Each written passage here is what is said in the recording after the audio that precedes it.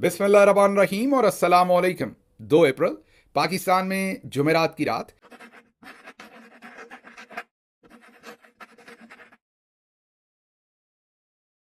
और आज से मुनीर्स डिफेक्टो फॉर्म 47 मिलिट्री राज डे 124। काफ़ी सारी अहम खबरें हैं, जैसा कि प्रेशर में आके सदर ट्रंप ने अपनी ही कैबिनेट के वजीरों को फायर करना शुरू कर दिया है। दूसरी तरफ पंजाब के अंदर अब आप पर लगेगा गोबर टैक्स। आपको लतीफ़ा लग रहा होगा, लेकिन खबर असल है। बाजी अब लगाएंगी आप सब पर गोबर टैक्स। आपको हंसी आ रही होगी, खैर मनाएं, उस दिन का इंतज़ार करें जब मरियम औरंगज़ेब आपके बाथरूम के बाहर कॉपी और पेंसिल लेकर खड़ी होंगी और नोट करेंगी आप कितनी बार बाथरूम गए हैं। खैर, ये दर्दनाक किस्म के लतीफ़े आज काफ़ी सारे हैं इस व्लॉग में, लेकिन पहली खबर ज़रा इस्लामाबाद से ले लें, जहां पर अब पाकिस्तान नंबर 1 आ गया है। वो कैसे, वो आपको बताते हैं। पेट्रोल की कीमतों के अंदर इजाफा किया गया है और इस वक्त 137 रुपये 23 पैसे पेट्रोल की कीमत में इजाफा करके अब उसकी नई कीमत 458 रुपये 40 पैसे फ़ी लीटर मुकर्रर की गई है। इसके साथ ही डीजल की कीमत में 184 रुपये 49 पैसे फ़ी लीटर इजाफा करके कीमत 520 रुपये 35 पैसे फ़ी लीटर मुकर्रर की गई है। ये कीमतें जो हैं, ये आपको याद रहे कि इंडिया से भी ज़्यादा हैं, बांग्लादेश से भी ज़्यादा है, श्रीलंका से भी ज़्यादा है, अफ़गानिस्तान से भी ज़्यादा है, और ये कीमतें अमेरिका से भी ज़्यादा हैं। मतलब कि आप इस बात में अब अपने ऊपर फ़ख्र महसूस कर सकते हैं कि आप नंबर 1 आ गए हैं। बहुत सारे मुल्कों से ज़्यादा महंगा तेल आप ख़रीदते हैं। ख़रीदे भी क्यों ना, क्योंकि आप माली तौर पर हैं ही इतने तगड़े। इन पाकिस्तान की पर कैपिटा इनकम याद करें, हमें आसिम मुनीर साहब ने पहले साल हर डिक्टेटर की तरह, हर आर्मी चीफ की तरह इन्होंने भी हमसे झूठ बोला था कि 1 साल के अंदर मैं यहाँ मईशत, जो पाकिस्तान की इकॉनमी है, मईशत है, उसमें झंडे गाड़ दूंगा। और वो जो झंडे गाड़ रहे हैं वो इस खबर में भी आपको नजर आ रहे हैं और अगली खबर में भी आपके सामने रखेंगे। आपको याद होगा, पिछली बार भी जब इन्होंने पेट्रोल की कीमत बढ़ाई थी तो साथ अजाफी टैक्स भी बढ़ाया था। दुनिया के तमाम मुल्कों से खबरें आ रही हैं कि सब मुल्कों ने टैक्स कम कर दिया है, क्योंकि आलमी मार्केट में तेल की कीमतें बढ़ रही हैं और पूरी दुनिया जो है वो टैक्स की मद में अपने शहरियों को रिलीफ दे रही है और ये सोच रही है कि जब तक ये जंग 2-3 महीने चलेगी हम अपने शहरियों को कुछ रिलीफ देंगे। इंडिया से लेकर तमाम मुल्कों ने टैक्स की शरह को कम किया है। हमारे यहाँ इस चीज़ को भी बहाना जानकर, मेन इस चीज़ को भी एक अपॉर्चुनिटी के तौर पर इस्तेमाल किया गया है। जैसे मैं आपको बार बार अपने व्लॉग्स में बताता हूँ कि हर क्राइसिस इन खानदानों के लिए अपॉर्चुनिटी है। सैलाब आता है तो इनके अजाफी पैसे बनते हैं। आपके यहाँ बिजली की कमी होती है तो ये उस क्राइसिस को अपॉर्चुनिटी के तौर पर इस्तेमाल करते हैं और महंगे बिजली घरों के उस वक्त, क्योंकि आपको गर्मी लग रही होती है, आपके पास बिजली नहीं होती, आपके बच्चे बिलक रहे होते हैं, तो आप तैयार होते हैं और ये उस क्राइसिस को अपॉर्चुनिटी के तौर पर इस्तेमाल करके आपके जिस्म से अजाफी खून निकालते हैं। अब भी वही हुआ है। एक तरफ तेल की इंटरनेशनल मार्केट में तेल की कीमतें ऊपर गईं, फिर नीचे आईं।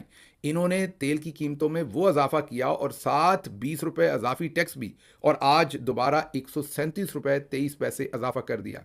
उस इजाफे के बाद इस इजाफे की अब ज़रूरत नहीं थी। पहले ही पाकिस्तान, जो खित्ते के अंदर मुल्क हैं, उनके हिसाब से जो अब परसेंटेज सामने रखें तो पहले ही ज़्यादा इजाफा कर चुका था। लेकिन आज ही फॉर्म 47 के अर्दली प्राइम मिनिस्टर ने कहा कि मुल्क की काया पलटने वाली थी।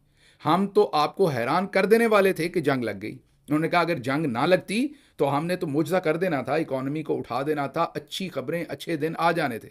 मतलब जो 4 साल से इनसे ना हुआ, बल्कि जो पिछले 40 साल से इस खानदान से ना हुआ, वो अब ये करने ही वाले थे कि जंग लग गई।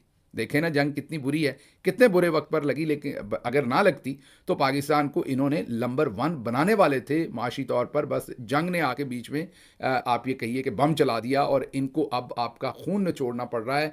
जानबूझकर पेट्रोल और डीजल की वो कीमतें दे रहे हैं। जंग है, उसकी वजह से पेट्रोल डीजल महंगा हुआ है, लेकिन पहले वाला जो इजाफा था वो उसको केटर करने के लिए अभी तक, आज के दिन तक जो इंटरनेशनल मार्केट में कीमतें हैं वो काफ़ी था। ये जो इजाफा है ये सरासर बदमाशी है और जाहिर है ये पहली दफ़ा नहीं कर रहे, इससे पहले भी करते रहे हैं। अगली खबर ले लीजिए, आप हैरान हो जाएंगे।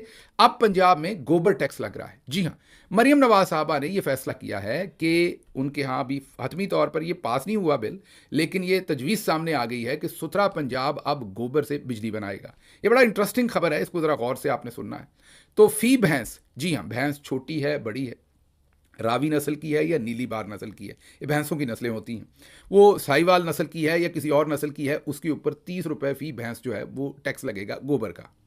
अच्छा, अब आप हैरान होंगे कि एक तो भैंस गोबर करे, फिर गोबर दे, फिर उस गोबर से ये फ्री में गैस बनाएं या जो भी इन्होंने एनर्जी बनानी है वो बनाएं, और ऑन टॉप ऑफ दैट भैंस बेचारी जो है वो इनको टैक्स भी दे। जब भैंस देगी तो मतलब भैंस का मालिक देगा, लेकिन किसी ना किसी तरह से निकालेगा तो वो भैंस में से ही। जैसे आप में से ये सब कुछ निकालते हैं, आप भी तो आगे भैंस में से ही निकालेंगे। भैंस को फ्री में तो आप चारा नहीं खिलाएंगे, टैक्स उसका फ्री में नहीं देंगे, आप उसे कहेंगे ज़्यादा दूध दो। ये तो मैं जाहिर है अजरा तफन्नन कह रहा हूँ, वो बेचारी तो उतना ही दूध देगी जितना देगी। तो या ये भैंस में से निकलेगा या ये गरीब आदमी जिसकी वो भैंस है उसमें से निकलेगा। लेकिन मरियम नवाज साहबा ने अब ये फैसला किया है कि भैंस उनको गोबर भी दे, उस गोबर से वो गैस या एनर्जी भी बनाए, और टैक्स भी उसके ऊपर उल्टा भैंस देगी 30 रुपए फी भैंस। अब गोबर टैक्स जो है वो पंजाब के अंदर गल्फ स्ट्रीम के ऊपर सफ़र करने वाली जो बीबी हैं वो देंगी। अभी नून लीग के बहुत ही करीबी सहाफ़ी इमरान शफकत साहब, आप उन्हें उनके घर का फर्दी समझे, उन्होंने ये बताया है कि जो गल्फ स्ट्रीम है, जो नया तैयारा है 13 अरब रुपए का मरियम नवाज साहबा का, उन्होंने जुनेद सफदर के वलीमे वाले दिन 2 दफ़ा इस्लामाबाद के चक्कर लगाए। अच्छा, ये हमें पहले भी किसी ने स्टोरी बताई थी, क्योंकि कंफर्म नहीं थी तो हमने आपके सामने नहीं रखी। हमें ये बताया गया था कि कुछ इंपोर्टेड किस्म के फ्लावर्स जो हैं, कोई कोई गुलाब के फूल, कोई और फूल जो हैं, वो इस्लामाबाद से चाहिए थे। एक दफ़ा वो लेने गया था, वापस आए तो कोई और चीज़ वहाँ रह गई थी जो भूल गए थे, तो उसको लेने के लिए दोबारा जहाज़ को जाना पड़ा था। ये हमें किसी ने खबर फीड की थी मरियम नवाज साहबा के करीबी सर्कल्स में से। हमने उसको ज़रा थोड़ा पिंच ऑफ सॉल्ट लिया। हमें लगा ऐसा नहीं हो सकता, इतनी बड़ी हमाकत कैसे हो सकती है कि एक ही दिन में जहाज़ के 2 चक्कर, एक दफ़ा फूल लेने के लिए और एक दफ़ा कोई और चीज़ लेने के लिए वहाँ लगाए जाएं। लेकिन अब इमरान शफकत जो तकरीबन उनके घर के आदमी हैं, उन्होंने आज लौंडा लपाड़ा जी के शो पर ये इंकशाफ किया है। तो अब जो खबर हमारे पास पहले से ये अफवाह थी, खबर थी, सुनी सुनाई बात थी, जो भी आपने कहना है वो अब रिलेट कर रही है, तो हमने सोचा आपके सामने रखें। तो अब जब इतना जहाज़ चलेगा, ज़ाहिर है उसके लिए एक तो पेट्रोल, उसमें जो जो जेट फ्यूल है वो डलेगा, उसके लिए कीमतें हमने तेल की बढ़ा दी हैं। लेकिन बाकी जो हमने महंगे बैग लेने हैं, इतना कुछ करना है, उसके लिए कहीं से तो पैसा चाहिए। तो अब आप पर लगेगा गोबर टैक्स। अगर अब आप इस पर नाराज़ हैं तो आप उस दिन की खैर मनाएं जब मरियम औरंगज़ेब आपके घर के सामने खड़ी होंगी, आपकी घंटी दबाएंगी और कहेंगी कि मैंने बाथरूम के सामने खड़े होना है और चेक करना है आप सब कितनी बार बाथरूम जाते हैं। उस हिसाब से आप पर टैक्स लगेगा। आप फिर भी खुशकिस्मत होंगे अगर मरियम औरंगज़ेब आ गई, क्योंकि वो तो सिर्फ टैक्स का हिसाब करेंगी। सोचें अगर बाजी ने अज़मा बुखारी साहबा को भेज दिया तो वो तो बाथरूम के अंदर भी आएंगी, और जो भी आप अपना जो एक नेचुरल कॉल है उसको अंजाम दे रहे होंगे, उसके दौरान भी वो जिस तरीके से बातचीत करेंगी वो फिर एक अलग ही माहौल होगा। उसके ऊपर मैं क्या बात करूं। लेकिन शुक्र करें कि उनके पास ये महकमा नहीं होगा। ये महकमा मेरे ख्याल में, मैं सेफली कह सकता हूं कि मरियम औरंगज़ेब साहबा को ही दिया जाएगा। तो ये एक नई हाइट है। चचा ने कहा कि मामलात बदलने वाले थे, मुल्क की किस्मत हम बदलने ही वाले थे कि जंग आ गई, और भतीजी ने कहा है कि अब गोबर टैक्स लगेगा तो उससे मामला जो है वो सीधे होंगे। तो पाकिस्तान अब भैंसों पे गुजारा करेगा, मतलब कि भैंसों ने गोबर कम किया तो मुल्क की तरक्की नीचे जाएगी, भैंसों ने गोबर ज़्यादा किया तो मुल्क की तरक्की ऊपर आएगी। अब ये नहीं पता कि ये सिर्फ भैंस पे लगेगा या कट्टे पे भी लगेगा। मेरा मतलब है कि भैंस के साइज़ भी मुख्तलिफ होते हैं, ज़ाहिर है। और अगर किसी की भैंस ने ज़्यादा गोबर कर दिया तो उसका क्या बनेगा, किसी ने कम किया तो क्या उसके लिए कोई कंसेशन फॉर्म होगा कि आप भर के जमा करवाएंगे कि मेरी भैंस आजकल कम गोबर कर रही है, या कोई उनके पीछे पैम्पर्स लगाए जाएंगे। मतलब ये अभी तक इसके जो खदोखाल हैं इस पूरे प्रोजेक्ट के वो सामने नहीं है। अगली खबर ले लीजिए, वो भी एक लतीफ़ा है लेकिन परेशान कुन लतीफ़ा है। अब सोशल मीडिया, जो भी पाकिस्तान में रहने वाले लोग हैं, मेरे से रिलेटेड तो नहीं है, मैं अब वहाँ नहीं रहता, लेकिन जितने भी पाकिस्तान में आप लोग सोशल मीडिया इस्तेमाल करते हैं और आपकी रील्स, आपकी वीडियोस लोग देखते हैं, तो अब फी जो व्यूअरशिप 1000 लोग जब आपको देखेंगे तो आपसे 195 रुपये जो है उसके हिसाब से आपके ऊपर टैक्स लगाया जाएगा। आपके ऊपर लगेंगे फी 1000 बंदे ने जो आपकी वीडियो देखी। जाहिर है वो फेसबुक पर देखें, वो यूट्यूब पर देखें, वो इंस्टाग्राम पर देखें, वो टिकटॉक पर देखें, जहां पर भी आपकी व्यूअरशिप जो है वो तकरीबन 1000 या उससे ज़्यादा होगी। तो ये दूसरा लतीफ़ा है। गोबर से निकल के अब हम सीधा लोगों की यूट्यूब, फेसबुक, इंस्टाग्राम, टिकटॉक, आप जो भी मीडिया इस्तेमाल करते हैं उसके ऊपर भी एक और तरीका है पाकिस्तान की आमदन बढ़ाने का। आगे चलते हैं, एक और तरीका भी, अगला लतीफ़ा जो है, एक और तरीका भी है सोलर नेट मीटरिंग तब्दीली। जर्मनी ने शायद ये पूरी दुनिया में सबसे पहले मुतारफ़ करवाया था। जर्मनी वाले ये सोचते थे कि हमने क्योंकि क्लीन एनर्जी प्रोड्यूस करनी है, हम ये कोयले से, दूसरी चीज़ों से बिजली नहीं बनाना चाहते ताकि माहौल आलूदा ना हो। तो उन्होंने लोगों को कहा कि आप महंगे सोलर पैनल खरीदें, लगाएं, उससे अपने लिए भी बिजली बनाएं और वापस हमें भी बेचें। मतलब जो अज़ाफ़ी बिजली आप बनाएं वो वापस गवर्नमेंट को बेचें। गवर्नमेंट जो तो आपने हमारे सिस्टम से बिजली ली होगी उसके एवज बराबर पे वो बिजली के यूनिट काट लेगी। मतलब जिस वक्त रात के वक्त आपका सोलर अगर बिजली नहीं बना रहा और आपने सिस्टम की बिजली इस्तेमाल कर ली गवर्नमेंट की, और दिन में आपने ज़्यादा बना के सिस्टम में डाल दी, तो जो फ़र्क रह जाएगा आखिर पर जो आपकी बिजली अज़ाफ़ी आप प्रोड्यूस करके सिस्टम में देंगे, उस बिजली के आपको पैसे देंगे। ये जर्मनी ने काम शुरू किया। पूरी दुनिया ने इस मॉडल को अच्छा समझ के इंप्लीमेंट किया और कई ममालिक के अंदर लोगों ने अपनी जेब से इन्वेस्टमेंट करके सोलर लगाए। पाकिस्तान के अंदर भी ये सिस्टम इंट्रोड्यूस करवाया गया। लोगों ने अपनी हक हलाल की कमाई से लाखों रुपए लगाकर सोलर पैनल छतों के ऊपर लगा के, सिस्टम्स लगा के, लाखों करोड़ों रुपया लगा के उन्होंने अपने घरों में सोलर सिस्टम लगाए ताकि वो अपनी बिजली का बिल कम कर सकें और जो अजाफी बिजली बने वो चलें, बहुत महंगी नहीं, सस्ती ही सही, वो हुकूमत को बेच सकें।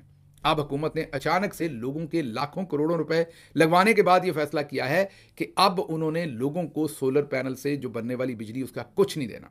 मतलब कि अब आपको कख नहीं मिलेगा, जीरो यूनिट आपके कंसिडर होंगे जो आप प्रोड्यूस करके उधर डालेंगे और जो उनकी बिजली आप इस्तेमाल करेंगे वो आपको पैसे देने पड़ेंगे। मतलब जो लाखों करोड़ों रुपए आपने सोलर सिस्टम पर लगाए थे वो भी ये रगड़ गए, वो भी ये खा गए, वो भी गोबर टैक्स में चले गए। मतलब कि इनकी सोच ही गोबर से शुरू होती है, गोबर पर ख़त्म होती है। अब आप खुद देख लीजिए कि ये इस मुल्क का हशर करना क्या चाहते हैं। आगे चलते हैं, ये एक तीसरा या चौथा लतीफ़ा था, उससे अगला लतीफ़ा सुन लीजिए। Bank SMS charges scandal. आप बैंक से पैसे निकालते हैं या बैंक आपको वैसे ही कोई मैसेज करता है आपको वैसे भी तो बैंक करता है ना मैसेज कि ये महीने की फ़लाँ तारीख है, अब ये फ़लाँ आपके पास हमारी कोई नई प्रोडक्ट है, नई ऑफ़र है, आपका बैलेंस इतना है, फ़लाँ चीज़ है। हर मैसेज के बैंक आपसे ₹3.40 3.4 रुपीज़ जो हैं वो बैंक आपसे चार्ज करता है। तकरीबन ₹3.5 हर एसएमएस के आपसे चार्ज करता है। अब आप सोच रहे होंगे कि ये ₹3.40 मतलब ₹3.5 ही तो हैं, कितनी बड़ी बात है जो डॉक्टर गिल ने इतना बड़ा एक हवा खड़ा कर दिया। ये ₹3.40 की बात नहीं है, ये 18 से 20 अरब रुपए की बात है। बैंकिंग सेक्टर ने, ये जो बैंक्स हैं और बड़े बड़े सेठों के पाकिस्तान में बैंक हैं, इन्हीं के खानदानों के अंदर से लोगों ने ये बैंक्स बनाए हुए हैं। इनमें कई बैंक तो ऐसे हैं जो नवाज शरीफ साहब ने ₹1 के अंदर बेच दिए थे। जी हाँ, आप दुरुस्त सुन रहे हैं, ₹1 के इव्ज एक बैंक बेच दिया था अपने ही बहुत ही करीबी दोस्त या रिश्तेदार को। तो अब वो जो बैंक है वो आपकी जेब से 18 से 20 अरब आपके अकाउंट के बारे में आपको मैसेज करने के दे रहे हैं। जब इमरान खान साहब की हुकूमत थी तो इस मैसेज का रेट पाकिस्तान के अंदर जो था वो सिर्फ 42 पैसे था। जी हाँ, दुरुस्त सुन रहे हैं, 42 पैसे, और उसके साथ अब ₹3 का इजाफा कर दिया। 42 पैसे से ₹3.40 हो गया। इजाफा कितना हुआ वो आप खुद नोट कर लीजिए। ये वो फ़र्क है इमरान खान और इनकी हुकूमत में। बनता भी है क्योंकि जिस स्पीड से मरियम साहबा के बेटे के वलीमे पर 2-2 दफ़ा जहाज़ जाना है और वो ज़ाहिर है सारा सरकारी खर्च है, वो कहाँ से पूरा होना है, यहीं से पूरा होना है। तो ये अगला लतीफ़ा था। इससे अगला लतीफ़ा ले लीजिए, इस्लामाबाद में फ़िनलैंड की एम्बेसी बंद हो रही है। फ़िनलैंड का जो सफारत खाना है, फ़िनलैंड ने फैसला किया है कि हम उसे बंद कर रहे हैं। पहले भी फ़िनलैंड ने 10 साल पाकिस्तान में अपने सफारत खाने को बंद रखा। हमारी हुकूमत के दौरान इसके ऊपर कोशिशें हुई क्योंकि फ़िनलैंड में रहने वाले पाकिस्तानियों को इससे मसाइल होते थे, या पाकिस्तान से जिन्होंने फ़िनलैंड जाना पढ़ाई के लिए या फैमिलीज़ को रीजॉइन करने के लिए उनको। तो हमारी हुकूमत के दौरान जो पेशरफ्त हुई उसके बाद 2022 में हमारी हुकूमत के बिल्कुल आखिर पर यह सफारत खाना जो है वो खुलना शुरू हुआ और खोला गया, और इन 3 सालों में उनके भी हाथ खड़े हो गए हैं और अब ये सफारत खाना बंद करके वो इस्लामाबाद से जा रहे हैं। अगली खबर ले लीजिए, वो सबसे ही बड़ा लतीफ़ा है।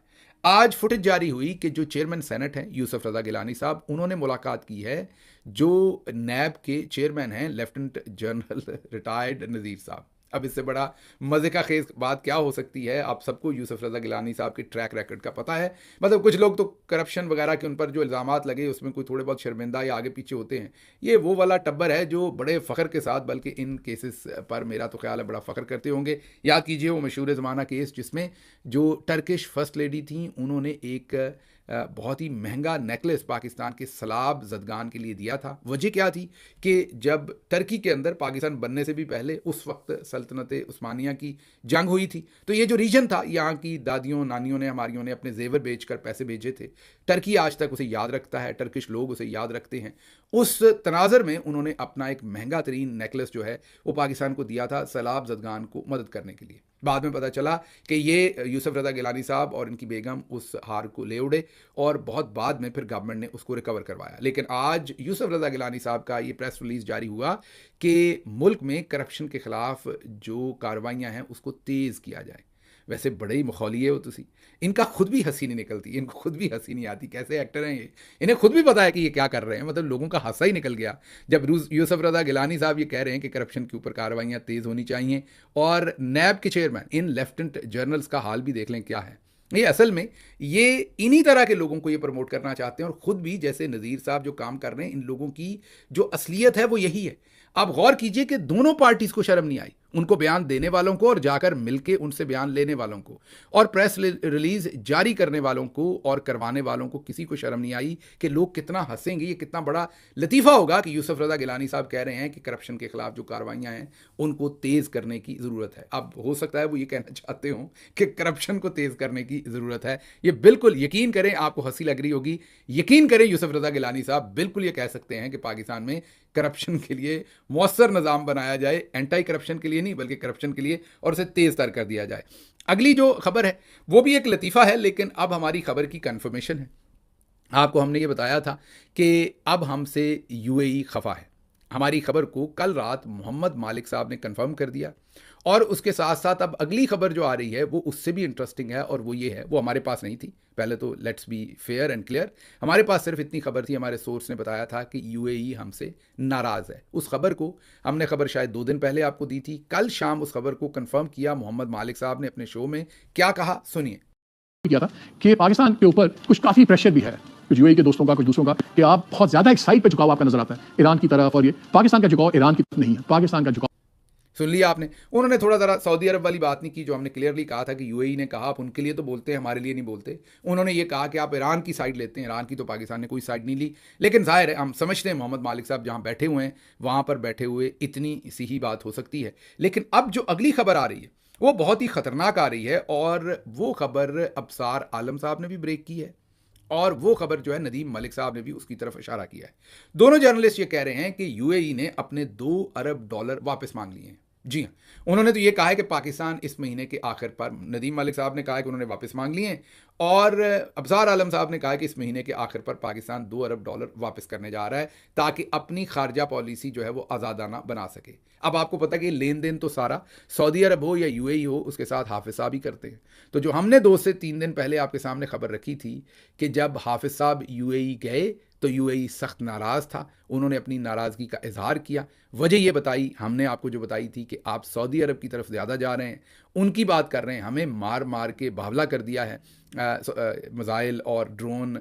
ईरान ने हमारे लिए ना आपने बात की ना हमारे लिए कुछ किया, तो कड्डो पैसे। ये कड्डो पैसे वाली बात हमारे पास नहीं थी, ये आज सामने आई। लेकिन एक और हमारी खबर जो हमने आपको वक्त से पहले दी थी वो दुरुस्त साबित हुई है। इसके साथ ही साथ एक और लतीफ़ा भी हुआ है। पाकिस्तान की डार डिप्लोमेसी की बात हो रही थी, डार साहब गए, झंडे गाड़ दिए, चाइना गए, ये कर दिया वो कर दिया।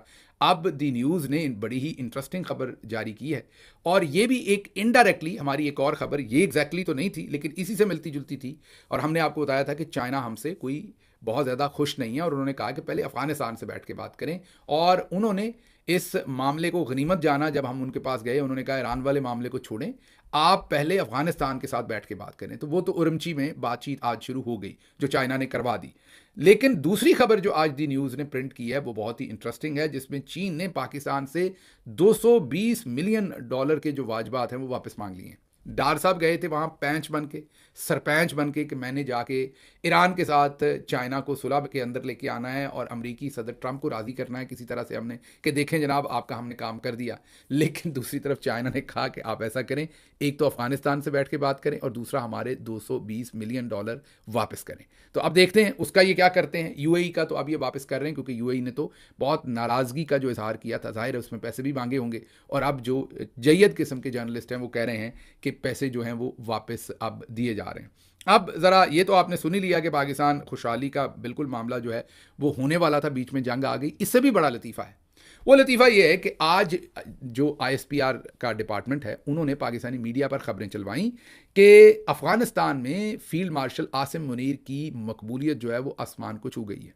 आपको मुझे पता है यकीन नहीं आ रहा होगा, आप दोबारा शौक में चले गए होंगे। अब आपके लिए भी फैसला करना मुश्किल होगा कि आपने सबसे ज़्यादा शौक जो है वो गोबर वाली खबर पे करना है, या आपने यूसुफ रज़ा गिलानी की करप्शन के ऊपर ब्रीफिंग और ये कहना कि करप्शन के खिलाफ कार्रवाई तेज़ करें, इसके ऊपर आपने सबसे ज़्यादा शौक होना है, या शहबाज शरीफ जो हैं उन्होंने कहा कि मुल्क की हालत बदलने वाली थी कि जंग लग गई, इस पे शौक होना है, या मरियम साहबा के बेटे के वलीमे के लिए जो फूल इस्तेमाल हुए वो लेने के लिए जहाज़ 2 दफ़ा गया, इमरान शफ़क़त साहब की जो आज की उन्होंने एक रिवील की है बात, इस पर आपने शौक होना है, या ये जो अगली बात है, या जो चाइना ने हमसे पैसा मांग लिया है, या जो दुबई ने हमसे पैसा मांग लिया, अब आप फैसला कर ले, मैं आप पे छोड़ता हूं कि किस पर आपने ज़्यादा शौक होना है। लेकिन ISPR साहब ने आज ये खबर चलवाई है कि जो अफ़गानिस्तान है उसमें फील्ड मार्शल साहब की जो मकबूलियत है वो सर चढ़कर बोल रही है, और अफ़गान बाशिंदे जो कह रहे हैं काश ये फील्ड मार्शल हमारे पास होता। लेकिन फील्ड मार्शल साहब को एक तो आप ये कहिए कि क्रेडिट देना पड़ेगा, वो ये है कि अयूब खान से लेके याया खान से लेके ज़ियाउल हक से लेके मुशर्रफ साहब से लेके बाजवा साहब से लेके जितने भी आर्मी चीफ और डिक्टेटर आए, किसी ने पाकिस्तान से बाहर मकबूलियत का कभी भी झंडा नहीं गाड़ा या क्लेम नहीं किया। अब आसिम मुनीर साहब की जो प्यास है, जो उनके अंदर थर्स्ट है कि उनकी मकबूलियत की बातों की जो उनके अंदर तड़प है, वो मेरा ख्याल सदर ट्रंप के मतवाजी हो गई है। जैसे वो कहते हैं कि मुझे झूठा ही सही मुझे नोबेल पीस प्राइज़ दो, वैसे ही आसिम मुनीर साहब मुल्क में तो झंडे गाड़ चुके हैं मकबूलियत के, अब वो अफ़गानिस्तान में भी गाड़ रहे हैं। मीन गल वध गई है, हुकूमत दस दी नहीं पई। सो कहने की बात यह है, इस पर आपने शौक होना है कि नहीं, ये आप फैसला कर लें। अब ज़रा आगे चलते हैं, एक और ख़बर हमने आपको दी थी, वो भी अब कन्फर्म हो रही है, और उसको कन्फर्म कर रहे हैं अब कामरान मुर्तज़ा जो जमीयत उलमा इस्लाम के सेनेटर हैं, सीनियर उनके लीडर हैं फजल रहमान साहब की पार्टी के। वो कह रहे हैं कि बाज़ अराकीन को नए सूबों के नक्शे दिखाए गए, हुकूमत पर मुतअद्दिद सूबे बनाने का इरादा भी है, इल्ज़ाम भी है और प्रेशर भी है। वो कह रहे हैं कि MQM का मुतालबा भी इसमें शामिल है और कई नए सूबे बनने जा रहे हैं। आपको याद करना होगा, हमने अब से कोई शायद 1.5 या 2 महीने पहले आपके सामने डिटेल में स्टोरी रखी थी कि किस तरीके से रावलपिंडी, उसके साथ कोयटा, उसके साथ कराची और गवादर, इनको डाल रहे हैं इस्लामाबाद के साथ फेडरल में। पंजाब के 4 सूबे बनाने की कोशिश की जा रही है, और इसी तरीके से दूसरे सूबों के अंदर भी कोई तकसीम वगैरह करके सूबे बनाने की कोशिश की जा रही है। ये आज से 1.5 से 2 महीने पहले हमने जो स्टोरी रखी थी, आज उसको कामरान मुर्तज़ा रिकन्फर्म कर रहे हैं। तो ये एक और स्टोरी है जो हमने और आपने इकट्ठे डिस्कस की थी और वो दुरुस्त निकली। अब ज़रा अमेरिका की खबर ले लें। एक तो सदर ट्रंप ने बड़ा झटका दिया है और उन्होंने अपनी अटॉर्नी जनरल, आप उन्हें कैबिनेट की मेंबर ही समझें, एक वजीर ही समझें, उन्होंने अपनी अटॉर्नी जनरल जिनका नाम पैम बोंडाई है उनको निकाल दिया। हालांकि पैम बोंडाई जो है वो आप उनकी मरियम औरंगज़ेब ही समझें और या अज़मा बुखारी ही समझें। पिछले दिनों वो एक हेयरिंग पर थी और जो कांग्रेशनल मेंबर थे, कांग्रेसमैन और सेनेटर्स, उनके साथ कभी किसी ने इतना मुतकब्बर, इतनी बदतमीज़ी और इतना तहकीर वाला रवैया नहीं अपनाया। कम अज़ कम मैंने पहले नहीं देखा जिस तरीके का पैम बोंडाई ने सदर ट्रंप के सर पर नाचते हुए या उनके कंधों पर बैठते हुए या इस एतमाद में कि सदर ट्रंप मेरे पीछे खड़े हैं, उन्होंने कांग्रेस और सेनेट के साथ वो बदतमीज़ी की थी कि सेनेट और कांग्रेस को उनके खिलाफ बाकायदा कार्रवाई करना शुरू करनी पड़ी। अब वही पैम बोंडाई जो है उन्हें सदर ट्रंप ने कल शाम, ये अमेरिकी मीडिया रिपोर्ट कर रहा है, कल शाम अपना खिताब जब उन्होंने ईरान के बारे में करना था तो उनको ओवल ऑफिस में बुलाया और उन्हें बताया कि मैं आपको फायर कर रहा हूँ। मीडिया ये रिपोर्ट कर रहा है कि इसमें बहुत सारे वजूहात हैं। एक तो एप्स्टीन फाइल्स उन्होंने जिस तरीके से हैंडल की उस पर वो खुश नहीं थे। उसके साथ साथ शायद डेमोक्रेट पार्टी के कोई कांग्रेसमैन हैं जिनके चाइना के किसी बंदे के साथ जो अलेज्ड उनके कनेक्शंस थे उसको उन्होंने टिप ऑफ किया, और भी बहुत सारे इल्ज़ाम कह रहे हैं। लेकिन सदर ट्रंप इस वक्त शदीद प्रेशर में हैं, जो कुछ वो कर चुके हैं। अगर आप ये टाइम का जो सरे वर्क है वो देखें तो इससे भी आपको नज़र आता है कि अब इंटरनेशनल मीडिया कह रहा है कि सदर ट्रंप ने ये जंग शुरू तो कर दी लेकिन उनको पता नहीं कि निकलना कहाँ से। दूसरी तरफ उन्होंने ट्वीट किया है जिसमें खार्ग जो जजीरा है उसके अंदर एक जो ईरान का और शायद खत्ते में सबसे ऊंचा ब्रिज था उसको उड़ा दिया है, पुल को उड़ा दिया है, और कहा है कि अगर आपने मेरी बात ना मानी और आपने मुज़ाकरात ना किए, डील ना की, तो मैं और भी ऐसी चीज़ें उड़ाऊंगा, जल्दी कर लो, जल्दी से डील कर लो। डेस्परेट है सदर ट्रंप और बार बार कह रहे हैं। इसी डेस्परेशन में कमाल खराजी ये साबिका फॉरेन मिनिस्टर भी हैं ईरान के, और इस वक्त कहा जा रहा था कि ये शायद मुज़ाकरात में भी हेल्प कर रहे हैं। जेडी वैंस और पाकिस्तान के थ्रू जो भी बातचीत हो रही थी उसमें भी ये बातचीत करने की कोशिश कर रहे थे। पुराने आदमी थे, बुजुर्ग आदमी थे। CNN को पिछले दिनों इन्होंने ये भी बताया कि जो भी हमारे यहाँ से मुज़ाकरात करने लगता है, इसराइल उसको हमला करके कत्ल कर देता है। अब कमाल खराजी साहब के घर पर भी हमला किया गया, इनकी अहलिया को शहीद कर दिया गया।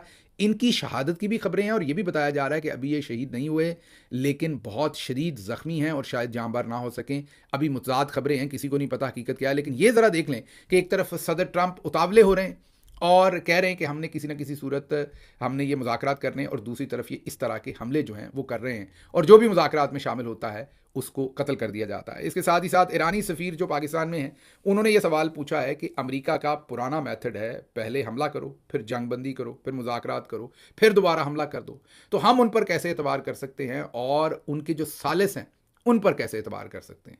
ये पाकिस्तान में मौजूद ईरानी सफ़ीर ने यह बयान दिया है, और दूसरे लफ्ज़ों में उन्होंने पाकिस्तान पर भी क्वेश्चन मार्क उठा दिया है कि आप सालिस बन रहे हैं, आप पर कैसे एतबार करें कि अमेरिका आपकी बात मानेगा और ये काम नहीं करेगा। इसके अलावा भी और बहुत कुछ था जो आपके सामने रखते, लेकिन मुझे यहाँ से इजाज़त